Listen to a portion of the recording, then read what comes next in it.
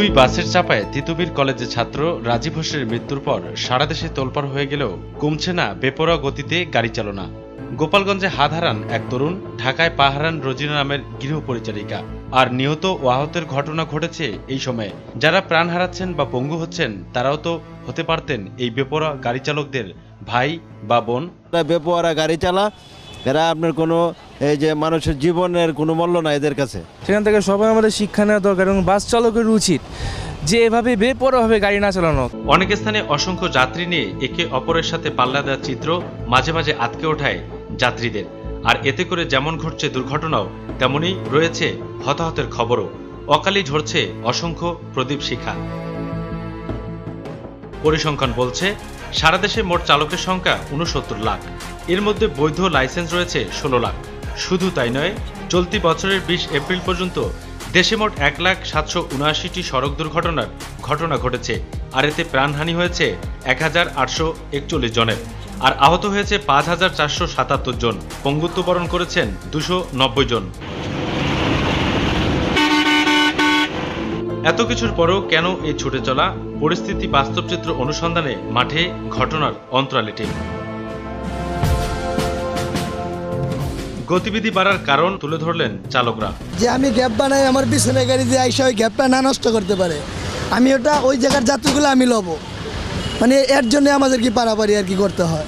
ওই মোড়া সিরিয়াল লই, এক গাড়ি আগে গেলে সিরিয়াল দেয়। কার আগে কে যাইবো, সমারও দরকার আছে, ইনকামেরও দরকার আছে। আমার যদি আপনার লাভ না হয় ২ টাকা, তাহলে আপনি আমাকে রাখবেন।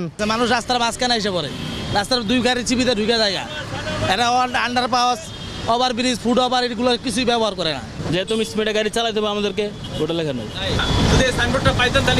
আমরা নিয়ম মতো চালাইতাম, লেখা থাকতো যে এই নিয়মের বেশি চালান যাবে না, তা আমরা স্পিডে ভাবে চালাইতাম। চালকদের এমন আচরণ নিয়ন্ত্রণে গতিরোধ সহ ফিটনেসবিহীন গাড়িগুলোকে আনা হচ্ছে মামলার আওতায়, করা হচ্ছে জরিমানাও। কি লেখা আছে কোথায়, এটা ওরা ফলো করে না। ফলো করে যাত্রী কয়জন আছে কয়জন নাই বুঝানো, এমনকি মামলা দিয়ে আমরা এটা চেষ্টা করতেছি হেল্প করার জন্য। বর্তমানে যে পরিবহন আইন যেটা হতে যাচ্ছে, সে আইনে এই ব্যাপারে কিন্তু কঠোর শাস্তির বিধান রাখা হয়েছে বেপরোয়া ড্রাইভিংয়ের ব্যাপারে।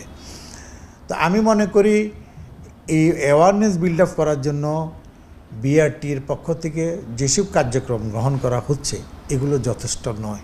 তবে অসুস্থ ও প্রাণঘাতী এ প্রতিযোগিতা রোধ করতে হলে গতি নির্ধারণ সহ কার্যকরী পদক্ষেপ নেওয়ার তাগিদ দিলেন পরিবহন বিশেষজ্ঞ। বেপরোয়া গতি এবং বেপরোয়া ওভারটেকিং এটা কিন্তু কার্যকরভাবে এনফোর্স করার জন্য এই মুহূর্তে আমাদের সড়কে কোনো ব্যবস্থা নেই। ওভার স্পিডিংকে রেকর্ডের মধ্যে নিয়ে এসে তাকে ইনস্ট্যান্টেনিয়াস ডিজিটালি জরিমানার জন্য SMS পাঠিয়ে দেয়া, এবং এটা যদি আমরা 24/7 আমাদের ন্যাশনাল হাইওয়েগুলোতে করতে পারি, আমাদের অ্যাক্সিডেন্ট এমনিতেই 40-50% কমে যাবে। সুষ্ঠু একটি পরিকল্পনার মাধ্যমে যেমন নগরীর যানজট নিরসন করা সম্ভব, তেমনি সময়োপযোগী পদক্ষেপের মাধ্যমে বেগতি গাড়ির গতিও ফিরিয়ে আনা সম্ভব। আর এই জন্য সংশ্লিষ্ট কর্তৃপক্ষকে আরও আন্তরিক এবং দায়িত্বশীল হতে হবে। তাহলে হয়তো বা কিছুটা হলেও অঙ্গহানি সহ প্রাণহানির ঘটনা থেকে আমরা পরিত্রাণ পেতে পারি। কিন্তু দর্শক, এই ছিল আজকে আমাদের ঘটনা অঞ্চলের বিশেষ আয়োজন। দেখা হবে পরবর্তীতে নতুন কোনো ঘটনার অঞ্চলের খবর নিয়ে। সে অপেক্ষায় ভালো থাকুন, সুস্থ থাকুন, আর সবসময় চোখ রাখুন মাই টিভিতে।